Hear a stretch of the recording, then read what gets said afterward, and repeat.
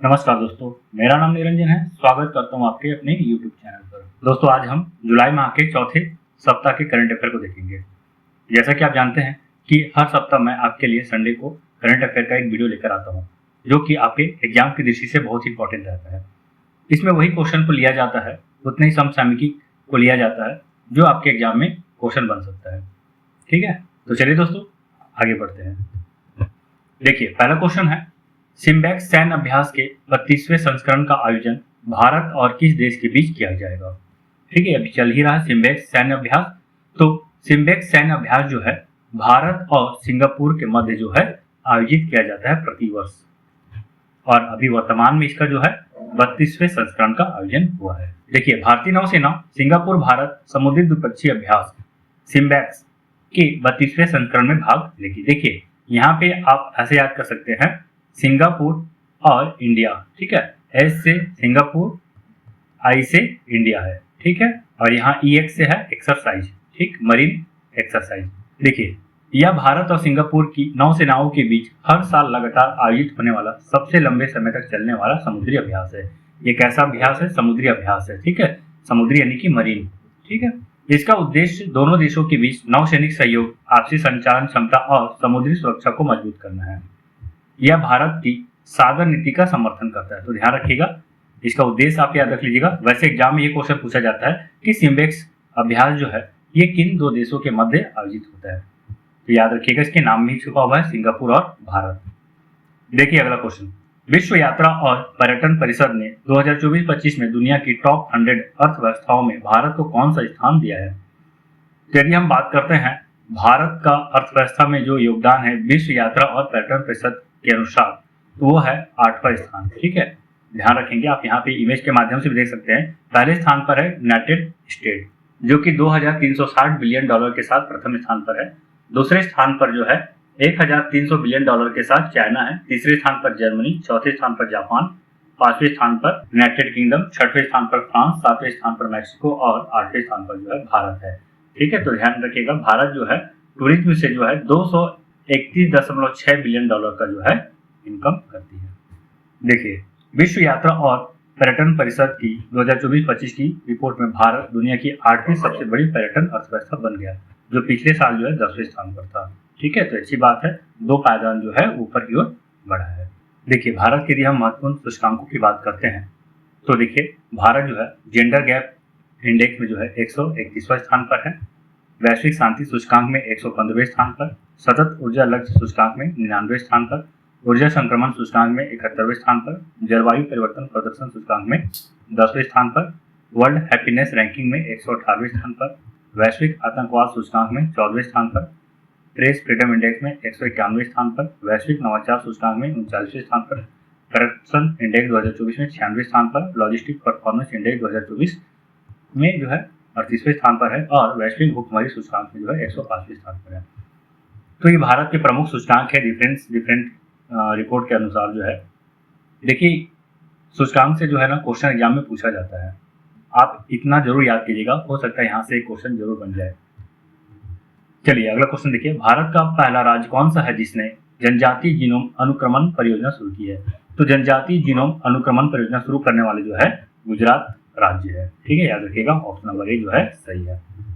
देखिए, गुजरात ने देश की पहली जनजातीय जीनोम अनुक्रमण परियोजना शुरू की है, जिसका उद्देश्य जनजातीय समुदायों में अनुवांशिक बीमारियों की पहचान और स्वास्थ्य समाधान प्रदान करना है। तो देखिए, जनजातीय समुदाय में जो अनुवांशिक बीमारी हो रहा है उसकी पहचान करना और उसका समाधान करना जो है इस परियोजना में वर्णन है। ठीक है, देखिए, हम गुजरात की बात करते हैं तो इसकी राजधानी गांधीनगर है, मुख्यमंत्री भूपेंद्र पटेल और राज्यपाल आचार्य देवव्रत है। आप मुझे कमेंट में ये बताइएगा कि भूपेंद्र पटेल जी है ये किस पार्टी से संबंधित है।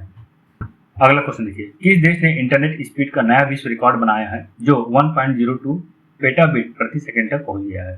देखिए ये जो 1.02 पेटाबिट प्रति सेकंड है ये बहुत ही ज्यादा हाई स्पीड है, और सबसे ज्यादा हाई स्पीड इंटरनेट सेवा प्रोवाइड करने वाला जो है जापान अभी सूचीबद्ध हो गया प्रथम स्थान पर।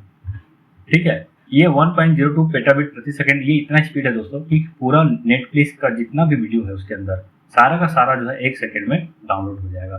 ठीक है, तो इतना ज्यादा स्पीड है। देखिए, जापान के राष्ट्रीय सूचना एवं संचार प्रौद्योगिकी संस्थान के अनुसार जापान ने इंटरनेट स्पीड का नया विश्व रिकॉर्ड बनाया है, जो 1.02 पेटाबिट प्रति सेकंड तक पहुंच गया है। यह स्पीड इतनी तेज है कि इससे पूरी नेटफ्लिक्स लाइब्रेरी या विकिपीडिया के अंग्रेजी संस्करण को केवल 1 सेकंड में हजारों बार डाउनलोड किया जा सकता है। अगला क्वेश्चन देखिए, संयुक्त राष्ट्र मंडेला पुरस्कार 2025 से किसे सम्मानित किया गया है? तो संयुक्त राष्ट्र मंडेला पुरस्कार से जो है केनेडी ओडेड और ब्रेंडा रेनॉल्ड को पुरस्कार प्रदान किया गया है। ठीक है, तो ऑप्शन नंबर डी जो है इसका सही उत्तर हो जाएगा। आप देख सकते हैं इमेज के माध्यम से भी। देखिए, 2025 का संयुक्त राष्ट्र नेल्सन मंडेला पुरस्कार कनाडा के साल्टो फर्स्ट नेशन की ब्रेंडा रेनॉल्ड और केन्या की केनेडी ओडेडे को प्रदान किया गया है। उनका चयन संयुक्त राष्ट्र चयन समिति द्वारा किया गया है और 18 जुलाई, देखिए 18 जुलाई को जो है प्रतिवर्ष अंतर्राष्ट्रीय नेल्सन मंडेला दिवस मनाया जाता है। तो इन्हीं की जयंती के अवसर पर जो है यह पुरस्कार प्रदान किया गया है। देखिए, इस तरह का पुरस्कार एग्जाम में आता है। ठीक है, याद रख लीजिएगा, ये इंपॉर्टेंट है। यदि हम अन्य प्रमुख पुरस्कारों की बात करते हैं तो अभी हाल ही में कलिंग रत्न पुरस्कार जो कि धर्मेंद्र प्रधान को दिया गया है, पेन पिंटर पुरस्कार लीला अबुलेला को दिया गया है। 2025 का चिंथा रविंद्रन पुरस्कार शरण कुमार निम्बाले को मिला है। ठीक है, याद रखेंगे। फ्रेड डॉरेंटिंग सैंड मास्टर पुरस्कार पाने वाले पहले भारतीय सुदर्शन पटनायक बन गए हैं। सरस्वती सम्मान भद्रेश दास। 59वां ज्ञानपीठ पुरस्कार विनोद कुमार शुक्ल को मिला है। एबेल पुरस्कार 2025 जापानी गणितज्ञ मासाकी काशिवारा को मिला है। स्टॉकहोम जल पुरस्कार गुंटर ब्लोसर को मिला है। संगीत कलानिधि पुरस्कार आर.के. रामकुमार को मिला है। प्रिटकर पुरस्कार 2025 लियो जियाकुन को मिला है। प्रवासी भारतीय सम्मेलन अवार्ड डॉक्टर सईद अनवर खुर्शीद को मिला है। लता दीनानाथ मंगेशकर पुरस्कार कुमार मंगलम बिरला को मिला है। कोविड-19 के दौरान परोपकारी कार्यों के लिए सोनू सूद को जो है यह पुरस्कार प्रदान किया गया है। चलिए अगला क्वेश्चन देखिए, राष्ट्रीय वित्तीय रिपोर्टिंग प्राधिकरण के अध्यक्ष के रूप में किसे नियुक्त किया गया है? ठीक है, तो NFRA यानी कि राष्ट्रीय वित्तीय रिपोर्टिंग प्राधिकरण, तो इसके अध्यक्ष के तौर पे जो है नितिन गुप्ता को जो है नियुक्त किया गया है। देखिए, नितिन गुप्ता को नियुक्त किया गया है किसके द्वारा? तो भारत सरकार की कैबिनेट नियुक्ति समिति के द्वारा जो है इनका चयन किया गया है। जो नितिन गुप्ता है ये रवनीत कौर का स्थान लेंगे जो कि कार्यवाहक अध्यक्ष के तौर पर थे। इनका जो कार्यकाल रहेगा वो 65 वर्ष की आयु तक या 300 वर्ष की अवधि तक, जो भी पहले हो। ठीक, ध्यान रखिएगा। यदि हम प्रमुख नियुक्तियों की बात करते हैं तो देखिए, राव के प्रमुख पराग जैन है। राष्ट्रीय महिला आयोग अध्यक्ष विजय किशोर राहटकर है। रेलवे बोर्ड के नए अध्यक्ष सतीश कुमार है। SBI के चेयरमैन CS सेठी है। वर्तमान मुख्य न्यायाधीश जो है VR गवई है। इसरो के प्रमुख है VR नारायणन। नए वित्त सचिव अजय सेठ। प्रधानमंत्री नरेंद्र मोदी के निजी सचिव निधि तिवारी। UPSC के अध्यक्ष हैं अजय कुमार। IB के प्रमुख तपन कुमार डेका। DRDO के अध्यक्ष जो है समीर वी कामत है। प्रधानमंत्री नरेंद्र मोदी की आर्थिक सलाहकार परिषद के अध्यक्ष जो है S महेंद्र देव है। और रेलवे बल में पहली महिला महानिदेशक जो है सोनाली मिश्रा है। तो ये प्रमुख नियुक्ति है जो हाल ही में नियुक्त हुए हैं, याद रखिएगा इसको।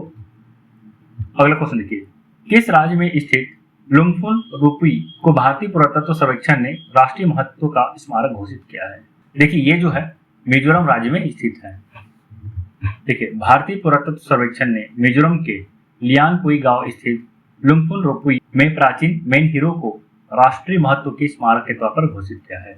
अब इस स्थल की सुरक्षा और देखरेख केंद्र सरकार के द्वारा की जाएगी। ध्यान रखिएगा, भारतीय पुरातत्व सर्वेक्षण के द्वारा जिसे राष्ट्रीय स्तर के स्मारक के तौर पर घोषित किया जाता है तो उनका दायित्व रहता है कि केंद्र सरकार के द्वारा जो है उनका संरक्षण और संवर्धन किया जाए।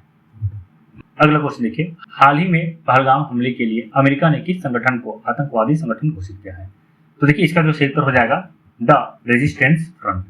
ठीक है, तो पहलगाम में जो है आतंकी हमला हुआ था जिसमें 26 पर्यटकों को मार दिया गया था, तो इनका जिम्मेदारी जो है द रेजिस्टेंस फ्रंट के द्वारा लिया गया था। ठीक है, और इसे ही अमेरिका के द्वारा जो है आतंकी संगठन घोषित किया गया है।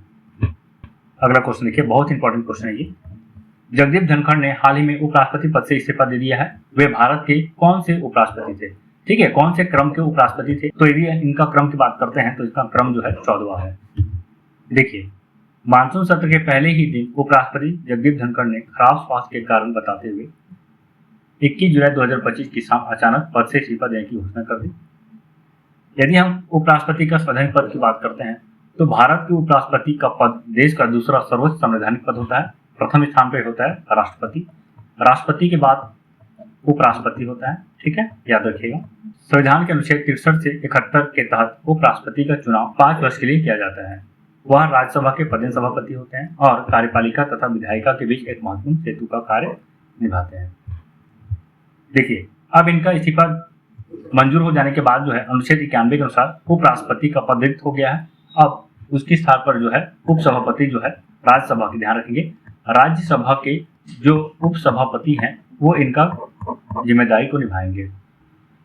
और वर्तमान में सांसद हरिवंश नारायण सिंह जो है राज्यसभा के उपसभापति हैं। यदि हम उपराष्ट्रपति का चुनाव प्रक्रिया की बात करते हैं तो अनुच्छेद 63 से 71 तक इनके बारे में वर्णन किया गया है। ठीक है, इस चुनाव में लोकसभा और राज्यसभा के सदस्य जो है वोट देते हैं। इनका जो वोट होता है एकल संक्रमणी मत प्रणाली के अनुसार होता है। ठीक है, याद रखिएगा। देखिए, यदि हम बात करते हैं उपराष्ट्रपति का जिन्होंने इस्तीफा दिया है तो जगदीप धनखड़ जो है तीसरे क्रम के उपराष्ट्रपति हैं। इनसे पहले वीवी गिरी और भैरव सिंह शेखावत जो है उपराष्ट्रपति के पद से इस्तीफा दिए थे। ठीक है, चलिए अब हम ऐसे उपराष्ट्रपति को देखते हैं जो राष्ट्रपति बनने के बाद इस्तीफा दिए हैं। इसमें है आर वेंकटरमन, शंकर दयाल शर्मा, के.आर. नारायण। ठीक है, तो ये 3 उपराष्ट्रपति है जो कि राष्ट्रपति बने हैं उसके बाद इस्तीफा दिए हैं।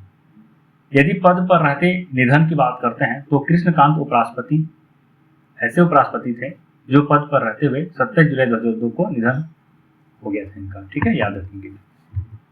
चलिए एक और इम्पोर्टेंट क्वेश्चन है, किस बैंक की उप प्रबंध निदेशक गीता गोपीनाथ ने अपने पद से इस्तीफा दे दिया है? तो गीता गोपीनाथ ये भारतीय मूल की है, इससे बहुत इंपॉर्टेंट हो जाता है। ये जो है IMF यानी कि अंतर्राष्ट्रीय मुद्रा कोष से जो है इस्तीफा दे दिया है। ये उप प्रबंध निदेशक के पोस्ट पर थी। देखिए, अंतर्राष्ट्रीय मुद्रा कोष की उप प्रबंध निदेशक गीता गोपीनाथ ने अपने पद से इस्तीफा दे दिया है। उन्होंने ऐलान किया कि दोबारा हार्वर्ड विश्वविद्यालय लौटना चाहती है। ठीक है, IMF की नंबर 2 की कुर्सी संभालने वाली गीता पहली महिला है। गीता गोपीनाथ पहली महिला है जो IMF की चीफ सेक्रेटरी बनी है। देखिए, यदि हम IMF की बात करते हैं तो इसका स्थापना जो है जुलाई 1944 में होता है। इसका हेडक्वार्टर जो है वाशिंगटन DC में है। मैनेजिंग डायरेक्टर की बात करते हैं तो क्रिस्टिना जॉर्जिवा है। ठीक, और पेरेंट ऑर्गेनाइजेशन की बात करते हैं, मुख्य इसका जो संगठन है वो है यूनाइटेड नेशन। तो यूनाइटेड नेशन के अधीन जो IMF है। चलिए एक और इम्पोर्टेंट क्वेश्चन है, फीडे महिला विश्व कप के सेमीफाइनल में पहुंचने वाली पहली भारतीय महिला कौन बन गई है? तो इसका सही उत्तर हो जाएगा option number D, Koneru Humpy. तो देखिए, कोनेरू हम्पी जो है फीडे महिला विश्व कप के सेमीफाइनल में पहुंचने वाली पहली भारतीय महिला है। यदि हम फीडे की बात करते हैं तो इसका मुख्यालय है लॉजेन, स्विट्जरलैंड में। स्थापना 20 जुलाई 2024 को होता है और इसके वर्तमान अध्यक्ष जो है अकार्डी डोकोविच। चलिए अगला क्वेश्चन देखिए, किस देश को अंतर्राष्ट्रीय क्रिकेट परिषद ने अगले 3 विश्व टेस्ट चैंपियनशिप फाइनल की मेजबानी का अधिकार दिया है? ठीक है, ध्यान रखेंगे, विश्व टेस्ट चैंपियनशिप। देखिए, विश्व टेस्ट चैंपियनशिप की बात करते हैं जो कि 2031 में, 2029 में और 2027 में होने वाला है। अभी 2025 में हो चुका है जिसे दक्षिण अफ्रीका जो है जीता है। ठीक है, तो याद रखेंगे इसका मेजबानी का अधिकार जो है इंग्लैंड को मिल गया है। यदि हम संस्करण की बात करते हैं तो ये 4था संस्करण है, ये 5वां संस्करण और 6वां संस्करण। तो देखिए, 4था, 5वां और 6वां संस्करण का फाइनल मैच जो है इंग्लैंड में होने वाला है। यदि हम ICC इंटरनेशनल क्रिकेट काउंसिल की बात करते हैं तो इसकी स्थापना जो है 1909 में होता है। इसका मुख्यालय दुबई में है और वर्तमान अध्यक्ष जो है जैसा है। जैसा जो है ये भारतीय है, ध्यान रखेंगे, और सबसे कम उम्र के, ठीक है, सबसे कम उम्र के ICC के अध्यक्ष भी बने हैं। चलिए एक और इंपॉर्टेंट क्वेश्चन देखिए, भारत ने किस वर्ष तक स्वतंत्र अंतरिक्ष स्टेशन स्थापित करने और मानव को चंद्रमा पर भेजने की योजना बनाई है? ठीक है, तो ध्यान रखेंगे अंतरिक्ष स्टेशन स्थापित करने का भारत का जो लक्ष्य है, ठीक, ये 2035 तक है और वही चंद्रमा पर मानव भेजने का जो लक्ष्य है ये 2040 तक का है। इसका जो सही उत्तर हो जाएगा ऑप्शन नंबर डी, 2035 और 2040। ध्यान रखेंगे ये भारत का अंतरिक्ष नीति के अंतर्गत है। देखिए, भारत 2035 तक स्वदेशी अंतरिक्ष स्टेशन स्थापित करेगा और 2040 तक मानव को चंद्रमा पर भेजने की महत्वाकांक्षी योजना बनाई है। ठीक, इसी के तहत एक्जियो मिशन देखेंगे तो जो एक्जियो मिशन 4 है इसमें जो है शुभांशु शुक्ला जो है अंतरिक्ष यात्री के तौर पर गए थे और ये पहले अंतरिक्ष यात्री थे जो अंतर्राष्ट्रीय अंतरिक्ष स्टेशन पर जो गए हैं। ठीक है, पहले भारतीय जो अंतर्राष्ट्रीय स्पेस स्टेशन पर गए हैं। ठीक, देखिए, यदि हम इसरो की बात करते हैं तो इसकी स्थापना 1969 में होता है। मुख्यालय बेंगलुरु में है। इसके वर्तमान अध्यक्ष वी नारायणन है। यह अंतरिक्ष विभाग के अधीन अंतरिक्ष एजेंसी है। यह भारत में अंतरिक्ष अनुसंधान और अन्वेषण गतिविधियों की योजना और क्रियान्वयन के लिए जिम्मेदार है। याद रखिएगा, बहुत इंपॉर्टेंट है। अगला क्वेश्चन देखिए, देश का पहला राज्य कौन बन गया जिसके सभी मतदान केंद्रों पर 1200 से कम मतदाता होंगे? तो देखिए ये है बिहार। तो बिहार में जो है प्रत्येक बूथ के लिए 1200 से कम मतदाता होंगे। ठीक है, ऐसा इसलिए क्योंकि भीड़ को जो है कम करना है और निर्वाचन के प्रतिशत को भी बढ़ाना है। देखिए, केंद्रों पर लंबी कतारों को रोकने के लिए बिहार में 12,817 नए मतदान केंद्र बनाए गए हैं। आपको पता होगा इस साल जो है बिहार में चुनाव होना है। ठीक है, बिहार में विधानसभा चुनाव होना है और इसी सब चीज को ध्यान में रखते हुए ऐसा किया गया। अच्छा, एक चीज और ध्यान रखिएगा, बिहार राज्य जो है ऐसा राज्य बन गया है जो ई वोटिंग, ठीक है, ई वोट दिया है। ठीक है, तो ई वोट का इस्तेमाल करने वाला जो है बिहार पहला राज्य है। इन्होंने अपने स्थानीय निकाय चुनाव में जो है ई वोट का इस्तेमाल किया है, जो कि घर बैठे मोबाइल एप्लीकेशन के माध्यम से वोट दिया गया है। यदि हम बिहार की बात करते हैं तो बिहार की राजधानी पटना है, जिसके वर्तमान मुख्यमंत्री नीतीश कुमार है और राज्यपाल जो है आरिफ मोहम्मद खान है। चलिए एक और इम्पोर्टेंट क्वेश्चन देखिए, इसरो और नासा का संयुक्त मिशन निसार उपग्रह कब लॉन्च किया जाएगा? देखिए, निसार उपग्रह को जो है 30 जुलाई को जो है लॉन्च किया जाएगा। ये जो निसार उपग्रह है ये इसरो और नासा का संयुक्त कार्यक्रम है। ठीक, ध्यान रखेंगे, इसरो और नासा का संयुक्त कार्यक्रम है जो कि 30 जुलाई को जो है प्रक्षेपित किया जाएगा। किस प्रक्षेपण यान के द्वारा? ध्यान रखेंगे, GSLV F-16 के द्वारा जो है निसार उपग्रह को जो है लॉन्च किया जाएगा। चलिए, भारतीय अंतरिक्ष अनुसंधान संगठन इसरो और नासा का संयुक्त मिशन निसार उपग्रह 30 जुलाई को श्रीहरिकोटा, ध्यान रखेंगे, श्रीहरिकोटा सतीश धवन अंतरिक्ष केंद्र से 5:40 पर लॉन्च किया जाएगा। देखिए, इसका जो मिशन का कुल लागत है 1.5 बिलियन डॉलर है। यह मिशन पृथ्वी की सतह की निगरानी में मददगार होगा। ध्यान रखेंगे, ये जो मिशन है, निसार मिशन है, इसके द्वारा जो है ना धरती का जो है सटीक निगरानी रखा जाएगा। धरती के 1 सेंटीमीटर तक की वस्तु को जो है बहुत ही बारीकी से यह जांच कर पाएगा।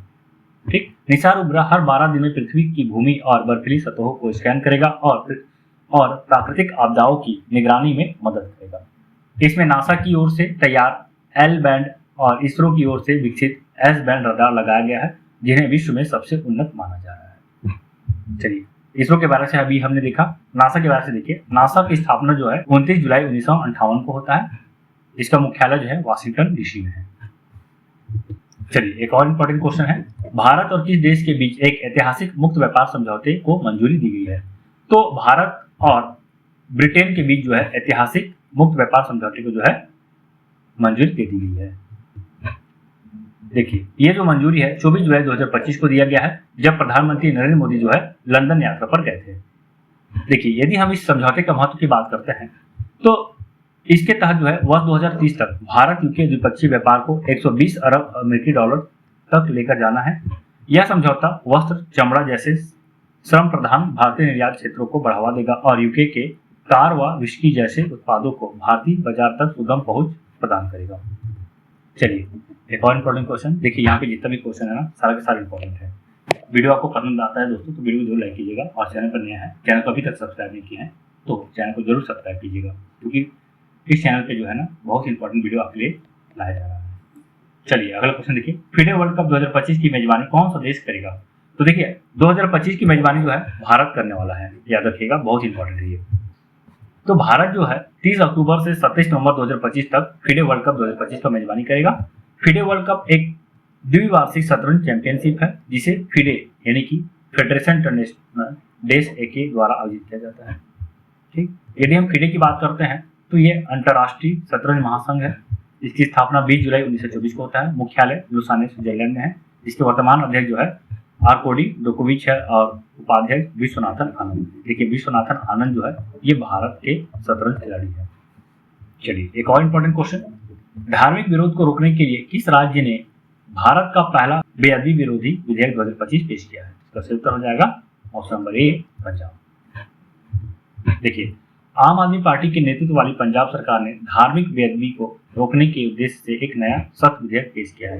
देखिए, इस विधेयक का जो मुख्य उद्देश्य है, जो पवित्र ग्रंथ होता है, चाहे वो गुरु ग्रंथ साहिब हो, भगवद गीता हो, बाइबल हो, कुरान हो या कोई सा भी पवित्र ग्रंथ हो, तो उसका तिरस्कार करने वाले लोगों को जो है आजीवन कारावास सहित कठोर सजा का प्रावधान किया गया है। ठीक, चलिए, इंपॉर्टेंट क्वेश्चन देखिए, बेस्ट मैजिक क्रिएटर अवार्ड जीतने वाली पहली भारतीय महिला कौन बनी है? तो इसका सही उत्तर हो जाएगा सुहानी शाह। तो सुहानी शाह जो है बेस्ट मैजिक क्रिएटर अवार्ड जीतने वाली पहली भारतीय महिला बन गई है। भारतीय महिला जादूगर और मेंटलिस्ट सुहानी शाह ने इतिहास रच दिया है। जादू की दुनिया का ऑस्कर कहे जाने वाले FISM यानी कि world championship of magic award को अपने नाम किया है। चलिए अगला क्वेश्चन देखिए, भारत द्वारा विकसित नई स्वदेशी मलेरिया वैक्सीन का नाम क्या है? तो मलेरिया वैक्सीन का जो नाम है ये है एडफाल्सी वैक्स। तो एडफाल्सी वैक्स को जो है भारत द्वारा विकसित किया गया है, ये नई स्वदेशी मलेरिया वैक्सीन है। यदि हम इसके निर्माणकर्ता की बात करते हैं तो ICMR और राष्ट्रीय प्रतिरक्षा विज्ञान संस्थान द्वारा संयुक्त रूप से किया गया है। इस वैक्सीन का उद्देश्य न केवल मलेरिया से व्यक्तिगत सुरक्षा प्रदान करना बल्कि सामुदायिक स्तर पर संचरण को भी कम करना है। देखिए, मलेरिया का जो सबसे घातक परजीवी है वो है प्लाज्मोडियम फैल्सीपेरम। चलिए अगला एक और क्वेश्चन देखिए, हाल ही में जारी हेनले पासपोर्ट इंडेक्स 2025 में भारत को कौन सा स्थान दिया गया है? तो अभी भारत जो है 77वां स्थान पर आ गया है। ये भारत की उपलब्धि है कि अच्छा रैंक पर है अभी। यदि हम पिछले वर्ष की बात करते हैं, पिछले बार की बात करते हैं जो कि जनवरी में आया था, ध्यान रखेंगे जो हेनले पासपोर्ट इंडेक्स है वर्ष में 2 बार इसका प्रकाशन होता है। पहला तो जनवरी में है और दूसरा जो है जुलाई में। तो जनवरी की यदि हम बात करते हैं तो इस समय जो है वे 50वें स्थान पर थे, अब वर्तमान में जो है 77वें स्थान पर आ गए हैं। इसका मतलब ये है कि भारतीय पासपोर्ट धारक जो है 59 देशों में फ्री वीजा या वीजा ऑन अराइवल की सुविधा प्राप्त कर सकता है। भारत का यह जो प्रदर्शन है पाकिस्तान और बांग्लादेश जैसे क्षेत्रीय पड़ोसियों से बेहतर है और भारत की मजबूत होती कूटनीतिक सक्रियता और वैश्विक संपर्क को दर्शाता है। यदि हम प्रथम स्थान की बात करते हैं तो सिंगापुर जो है प्रथम स्थान पर है। इसका मतलब यह है सिंगापुर 270 स्थानों में से 193 स्थान तक वीजा मुक्त पहुंच प्रदान करता है। चलिए अगला क्वेश्चन देखिए, किस राज्य में भारत का पहला पूर्णतः स्वदेशी 50 किलोवाट का भूतापी संयंत्र स्थापित किया जाएगा? तो देखिए, भूतापी संयंत्र, ध्यान रखेंगे ये भूतापी संयंत्र ऐसा है जो पृथ्वी के अंदर से जो गर्म जल का स्रोत है वहां से जो है विद्युत उत्पादन होता है। ठीक है, तो इसी को स्थापना करने वाले जो है अरुणाचल प्रदेश जो है प्रथम राज्य बन गया है। देखिए, भारत का पहला 50 किलोवाट भूतापी विद्युत संयंत्र जो पूरी तरह से स्वदेशी तकनीक से विकसित किया जाएगा, ये अरुणाचल प्रदेश के तवांग जिले में स्थापित किया जा रहा है। ठीक है, इसका कुल क्षमता 50 किलोवाट होगा। यह संयंत्र पृथ्वी विज्ञान एवं हिमालय अध्ययन केंद्र द्वारा श्रीराम औद्योगिक अनुसंधान संस्थान के सहयोग से स्थापित किया जा रहा है। यह परियोजना 3 वर्ष में पूरी होगी और इसका कुल परियोजना व्यय है 10 करोड़ रुपए अनुमानित है। चलिए अगला क्वेश्चन देखिए, मालदीव में 60वें स्वतंत्रता दिवस समारोह के मुख्य अतिथि के रूप में किसे आमंत्रित किया गया है? तो इसका सही उत्तर हो जाएगा प्रधानमंत्री नरेंद्र मोदी। तो प्रधानमंत्री नरेंद्र मोदी जो है ना मालदीव के 60वें स्वतंत्रता दिवस समारोह के मुख्य अतिथि बन गए हैं। चलिए अगला क्वेश्चन इंपॉर्टेंट है, लगातार प्रधानमंत्री पद पर सबसे लंबा कार्यकाल पूरा करने वाले दूसरे नेता कौन बने? यदि हम भारत की बात करते हैं तो भारत का जो प्रधानमंत्री है तो सबसे ज्यादा कार्यकाल तक शासन करने वाले हैं प्रधानमंत्री जवाहरलाल नेहरू, जो कि 6130 दिन तक प्रधानमंत्री के पद पर रहे हैं। वही दूसरे स्थान पर बात करते हैं तो अभी 26 मई 2014 को जो है शपथ ग्रहण किए थे और अभी जो है 4078 दिन कंप्लीट किए हैं। और इस तरह प्रधानमंत्री नरेंद्र मोदी जो है दूसरे क्रम के प्रधानमंत्री बन गए हैं जो सबसे ज्यादा कार्यकाल तक पद पर रहे हैं। तीसरे नंबर पर जो है इंदिरा गांधी है। इंदिरा गांधी का कुल कार्यकाल था 4077 दिन। ठीक है, तो इसी को क्रॉस करके प्रधानमंत्री नरेंद्र मोदी जो है दूसरे स्थान पर आए हैं। चलिए अगला क्वेश्चन देखिए, 20 जुलाई को हांगकांग में सबसे ज्यादा तूफान की चेतावनी जारी करने वाले तूफान का नाम क्या है? तो इसका सही उत्तर रहेगा तूफान विभा। देखिए, हांगकांग ने तूफान विभा के कारण सबसे अधिक तूफान की चेतावनी जारी की, जिसमें 167 किलोमीटर प्रति घंटे से अधिक की गति से हवाएं चल रही थी, जिससे पूरे क्षेत्र में भारी बारिश और तूफान आया। दोस्तों यहीं तक था हमारा वीडियो आपको कैसा लगा कमेंट करके जरूर बताइएगा। वीडियो यदि पसंद आता है वीडियो को जरूर लाइक कीजिए और चैनल पे नए हैं तो चैनल को सब्सक्राइब करना बिल्कुल मत भूलिएगा, क्योंकि इसी तरह का वीडियो आपको हमेशा मिलता रहेगा। मिलते हैं नए वीडियो के साथ, तब तक के लिए जय हिंद, जय भारत, धन्यवाद।